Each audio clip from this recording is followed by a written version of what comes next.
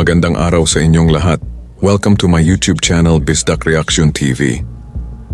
Balikan natin ang hula ni Madam Bertrudez tungkol kay former Speaker Martin Romualdez sa nakalipas na halos 9 na buwan na tila nagkatotoo na ayon sa kanyang pagbasa sa baraha. Panglima, makukulong ba si Mr. Speaker Martin Romualdez ayon sa baraha? Pang-apat, kaguluhan sa pag-iisip maraming taong nagagalit dahil sa korupsyon. Kadalasan makita sa baraha na may kasamang pera na hinawakan pag siya ay nakaupo sa posisyon. Ikatlo ang paglustay sa pera, salop ng salop sa balon na tatapon lang dahil hindi inaalagaan para sana sa mamayan. Pangalawa, ang pagbagsak sa Malacanang. Nakita sa baraha na bumagsak ang isang tore na nag-indikasyon sa isang makapangyarihan o matatawag natin ibig sabihin nito, tahanan na may pinakamakapangyarihan sa ngayon sa ating bansa. Una, may nakakontrol na demonyo. Nakita sa baraha na may demonyo at may isang babae at lalaki na alipin niya. Sino kaya itong sinasabi sa baraha? Bakit apektado ang taong bayan dito? Ngayon hindi na natin patagalin pa, ito na po ang hula ni Madam Bertrudez. Sa nakalipas na 9 na buwan na sa ngayon ay nagkatotoo na sa nangyayari kay former Speaker Martin Romualdez. Nararamdaman tayo dito ha, may mga laman itong ating tarot card kay House Speaker Martin Romualdez. Yan. Tingnan natin yung tatlong card na nangingibabaw na enerhiya na sa kasalukuyang nagaganap sa kanya. Tingnan natin ang 3 cards.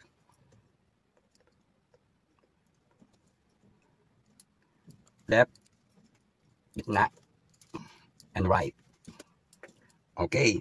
Ito'y gawing gabay lamang, tao na mabigyan ko ng gabay. Yan. Para ito sa mga naniniwala at nagtitiwala sa aking mga gabay ng tagumpay. Maraming salamat po sa suporta nyo.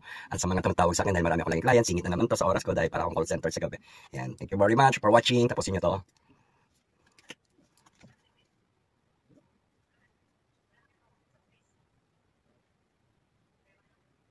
Ito yung nangingibabaw na enerhiya. Isang enerhiya na nangingibabaw laganap sa kanya kay House Speaker Martin Romualdez, no? Black and white, no? Black and white siya ngayon. Mean positive, negative, naglalaban, no? So, meron siyang mga obligasyon o responsibilidad na dapat gampanan o harapin dahil ang transaksyon niya ay mga ganung pamamaraan ng mga aura ng ginagawa niya. Yan, black and white po. Ayan. Mga ginagawa niyang transaction, yan yung nangingibabaw na enerhiya. Transaction at saka yung mga paglilibot niya. Ayan, paglilibot kasi po nakasakay po siya sa pagka-aalis siya ng kanyang mga pupuntahan or whatever, ay nakukuha niya lahat yung mga bagay na gusto niya o lalakarin niya, yung ganun. At nakasiguro siya sa mga direksyon na pinupuntahan niya, pero always lahat puro black and white. Yung mga communicate niya, activities niya, at saka yung mga ginagawa niya. Yan, basta yan yung aura niya. Yan, communicate, mamaya paliwanag ko pa. Ayan. Nangingibabaw, medyo tumayo yung balahibo ko sa likod. Excuse me. Nangingibabaw yung enerhiya niya ngayon, yung the pool. Siya daw ay mapupul. Ayan. Yan ha. Yan. Ito yung nangingibabaw ng enerhiya niya, the pool. Maaari siyang humina, maging marupok, o tinatawag natin na mawalan or mawala sa tamang balancing o tamang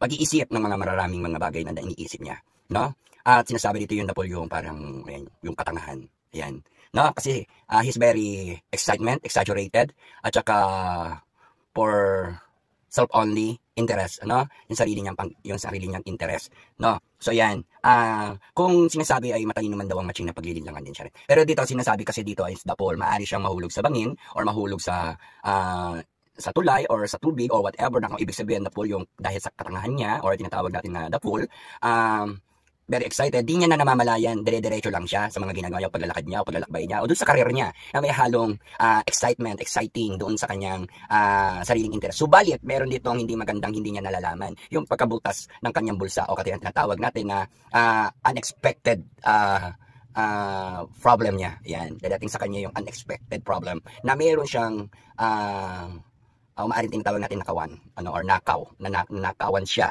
Ibig sabihin, hindi lang sa salitang nakaw ng mga bagay-bagay, kundi parang yung isip o talino niya ay nanakaw din. Ibig sabihin, nalinlang or kaya ano siya, yung parang absent mindset siya. Kumbaga sa mga bagay na iniisip niya pang sarili, mayroong magaganap na karma. Yan. Kasi ang karma ay nanggagaling niya sa ginagawa ng tao. Yan yung tinatawag na pag may ginawa ka sa tao, remarks na yan. No? Kaya ang balik niyan, karma. Pag di magandang ginawa mo, at marka na yan sa Tagalog, or remarks, no? Ang karma, yun yung bad words ng karma, no? Ang good karma is remarks. Kaya kung gagawa ka ng mabuti, remarks yan. Remarks for good, marka na for good. Pero yung pagka ginamit mo yung marka na pang markang demonyo or markang arkanghel, yan. May mga ibig sabihin kasi yan. Kaya ito po ay larawan ng pool. Siya po raw ay mapupul. The fool.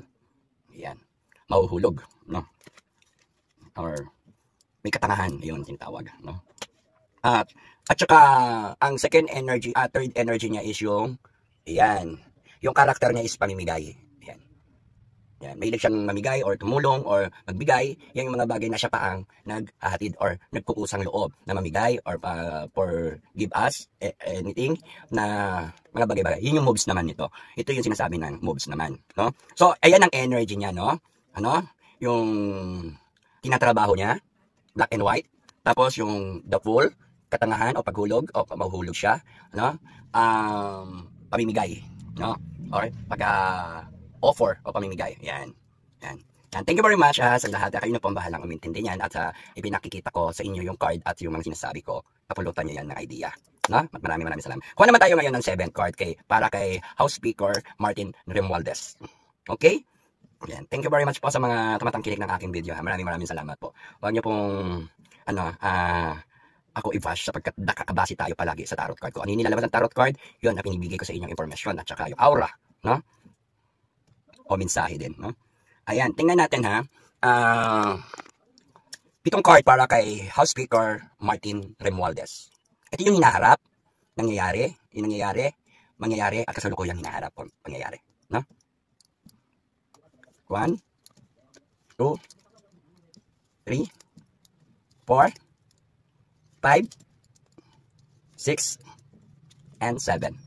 Yan. Ito yung 7 card na sinasabi natin na maaaring nagaganap na nangyayari sa kanya ngayon, sa kasalukuyan, hinaharap, at paparating. Okay? Are you ready? Okay. Thank you very much for watching. Kaya, supportahan niyo yung channel ko. Maraming salamat sa inyo at i-share niyo yung aking video. Ito na. Dahil sa inyo, gawa ako tuloy ng gawa ng video. Okay, thank you very much din. Ayan. Sinasabi dito ay nangyayari sa kanya yung para bang isang dagat, kinukunan niya ng tubig at tinatapon or sinasayang o nasasayang. Gaya ng isang financial, pera o salapi na habang may bukal, may nakukuha siyang pera, ay marami rin nasasayang na pera. Ayan ang sinasabi. So walang kapaguran sa pagsalok ng kanyang biyaya o buhay. Tubig buhay din yan, financial, yan, no? Kabuhayan or yan, kaban ng pera, no? Ayan, kabuhayan, tubig, o kaban ng pera. No, nakikita nyo to, yan ay may butas at this is the bad side na meron siyang butas. So, ibig sabihin, hindi magandang pamamaraan ng pagkontrol ng pangkabuhayan or kaban ng pera ng bayan. Yan. Kaya siguro nagiging talaga mga issue yan. Saka magiging issue talaga yan, malaking problema. Kasi salok siya ng salok, tapon naman siya ng tapon. Yun ang sinasabi dito. No? O tinatawag natin na pagsasayang. No? Pagsasayang. Ayan. Salok ng salok, pero tapon ng tapon. Nasasayang. Hindi niya alam na nasasayang lang yung mga pera. Pero mahuhubaran at mahuhubaran siya. Ang sinasabi dyan, para siyang wala, para mawawala lahat yun sa kanya. Yung para siyang mahuhubaran after all niya. Hindi niya kasi namamalayan yung ginagawa niya. Nasalok siya ng salok, tapon ng tapon, pero wala siyang damit. Ayan, bold or tinatawag natin na wala kahit ano, wala siyang suot. Ibig sabihin niya, anything and everything and saka yung mga bagay-bagay mawawala sa kanya. Maaring wala na siya. Wala matitira sa kanya dahil sa pagsasayang niya. No? Yan. And next card. Yan. Ito, nakakatakot. No? Yan. Meron palang mga nagko-control sa kanya. No? Lalo na kinokontrol niya. Para siyang, ito siya. Ayan. The devil. No? Parang kinokontrol niya yung mag-asawa. Ayan. I think hindi ko alam or kayo na yung nakakalam kung sino mag-asawa to, no? Ito si Martin Romualdez na para bang may kapangyarihang kontrolin itong dalawang mag-asawa, pero that is the negative control. Ibig sabihin nito, hindi galing sa mabuti yung pagkokontrol. O masama, kayo na, tumingin nito. O anong pinakikita? So pinaglalaroan niya yung dalawang mag-asawa o kinukontrol din sa pamamagitan ng mga hindi magagandang gawa. Yan ha? Kayo na mag-isip kung sino yung dalawa mag-asawa na to. At ito si House Speaker Martin Romualdez. So yan, ibig sabihin, kontrolado sila ng demonyo. O kaya tinatawag na spirit. Kontrolado, may nagko-control sa kanilang demonyo. O ibig sabihin, bad spirit or tinatawag natin na bad sign. No? That is the devil sign. Yan. Yan o, tingnan nyo ha. Yan ha. Alam ko na may papasok sa inyo yan na dalawang mag-asawa, kontrolado rin nitong demon. Ano, yan. Yan. So, tatlo silang mas parang nagkakaroon ng hindi magandang pag-control or bad control. Kasi ito sa lumalabas sa tarot card. Ito yung nangyayari. Ano? May nangyayaring kinokontrol yung mag-asawa ng demonyo. At yung demonyo, sino ang ginagamit ng demonyo? Kundi si House Speaker Romualdez. Yan. Parang ganun yung nangyayari. No? So, wag niyo po ako manihin ha. At ito po ay nandito lang sa tarot card. Ano? Base ito sa hinaharap. Ano? Control or yung nangyayari sa kanya. No? Kasi itong card na to para sa kanya. And next card, Nakaw! Ayun na. Pati ako nakikilabutan na sabi ko na napakaraming lalaman. Magpo-fall down, no? Ito na, lumalabas na naman yung palasyo sa sabog. Kumbaga, magbabagsakan yung maraming magbabagsak o maaalis sa palasyo. Ayan. Kasi tatamaan na yung palasyo. At saka maaaring, tawag dito, hindi maganda yung sign ng palasyo. Babagsak yung mga tao, at mawawasak yung mga samahan nila doon, o yung mga nagkatrabaho, o whatever. Kung ano. This is the bad sign din, hana? Bakit ganun puro bad sign? No? Ayan. Ito. Mayroon pa rin hawak na pag-asa humahawak ng pag-asa si House Speaker Martin Romualdez. Malalagasan lang siya pero hindi mauubusan. So yan tinatawag na hawak pa rin niya yung pag-asa. So meron pa rin siyang hawak-hawak na pag-asa at umaasa siya doon sa kanyang family tree or pinagkukunan ng kanyang pangkabuhayan o whatever na inaasahan. Ayan. Dahil sa inaasahan niya at gusto niya maasam-asam, hawak niya yung pag-asa. Ano? Ayan. The Wands. Ace of Wands. Ayan. And next card. Ayan. Merong dadating na unexpected na hindi ko alam kung anong klaseng invitation to ha. Invitation, unexpected document, or tinatawag natin na pwedeng panyaya. Yan.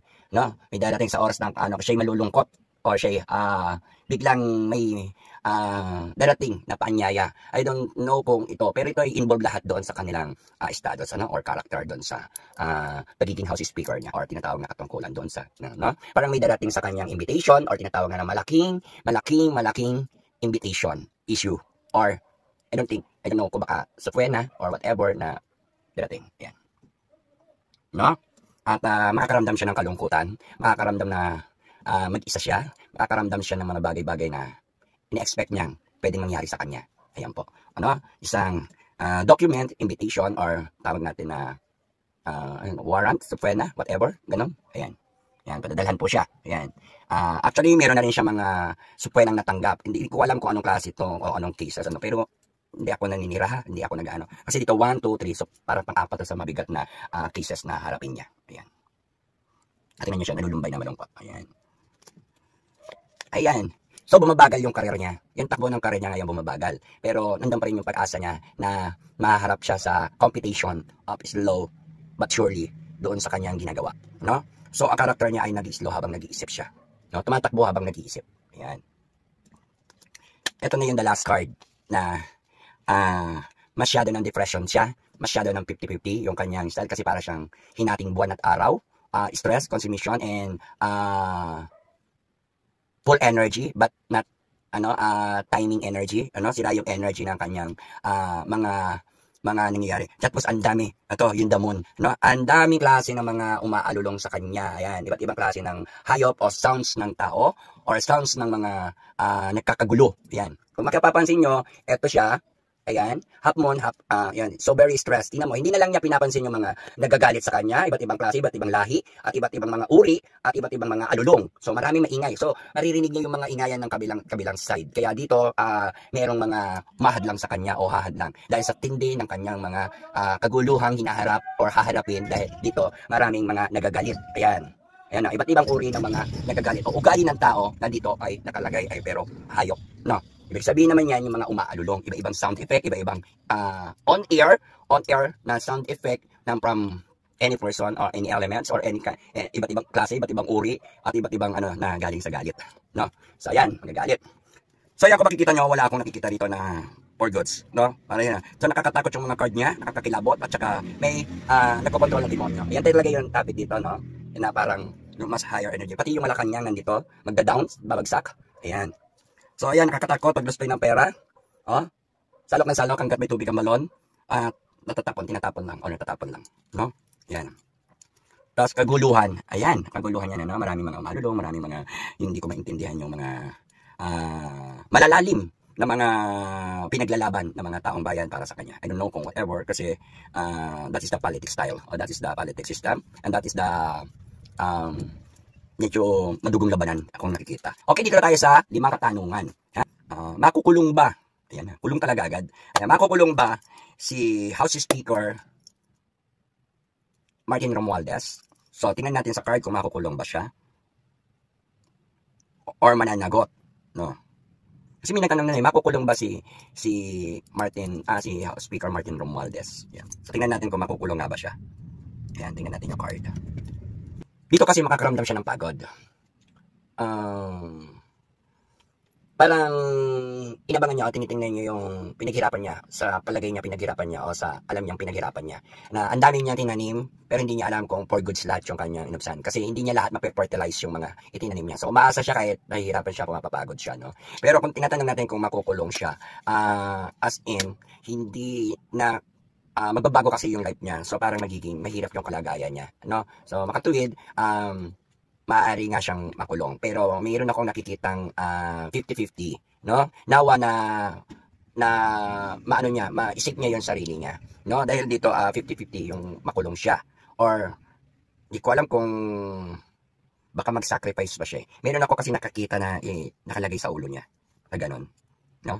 Habang hawak niya yung pag-asa o paglingon sa nakaraan at saka yung tagumpay niya. Ang dami niyang tinanim, ang dami niyang dapat i-fertilize na hindi naman niya ma-fertilize lahat at iniisip niya kung for goods lahat dahil hindi naman lahat for goods. So 50-50 kung makukulong siya at pwede naman siya makulong, pwedeng hindi. Ano? At sinasabi naman dito na malalagay siya sa mahirap na kalagayan at meron siyang tali sa ulo or ano. Hindi ko alam kung ano yan kasi parang merong isang bagay siyang aabutan at this time na yun. Yan. Parang meron siyang hirap sa pagkapit or tinatawag natin pag-fertilize ng mga ino-organize niya or some kind of solid activity niya. Ayan. Dahil doon, 50-50. Alam niyo na yun. Ba 50-50? Na? Ayan. Thank you very much for watching. Okay. Totoo ba lahat ng ibinibintang kay House Speaker Martin Romualdez? Totoo ba lahat ng ibinibintang or hinuhusga sa kanya ng taong bayan? Okay? Or ng mga kapwa niya senador, o yung mga nasa gobyerno. Ayan. O kanyang kalaban. Ayan. Tignan natin. Dito tayo kukuha sa gitna. Ayan. Totoo ba yung hinuhusga sa kanya ng mga kalaban or mga taong bayan, husga ng taong bayan? Queen of Pentacles. Yan. Yes. Isang babae din na may hawak ng money of power or tinatawag natin na pera or yung about the money. Ayan. Basta ganun yun. About the money. Totoo ba yung mga hinuhusga sa kanya? Yes naman. Isang babae yung isang babae din kasi dalawa to parang dalawa yung double K niya, positive, negative. Yung negative kumukontrol sa kanya. Yung positive, iyon yung kaaway niyang babae. So, iyon yung maring ito na rin yung kalaban niya. Yun yung kalaban niya. Yung isang babae kakampi niya, yung isang babae kalaban niya, no? For financial, sinasabi dito yung totoo tungkol sa pera, or sa kaban ng bayan. Ayan.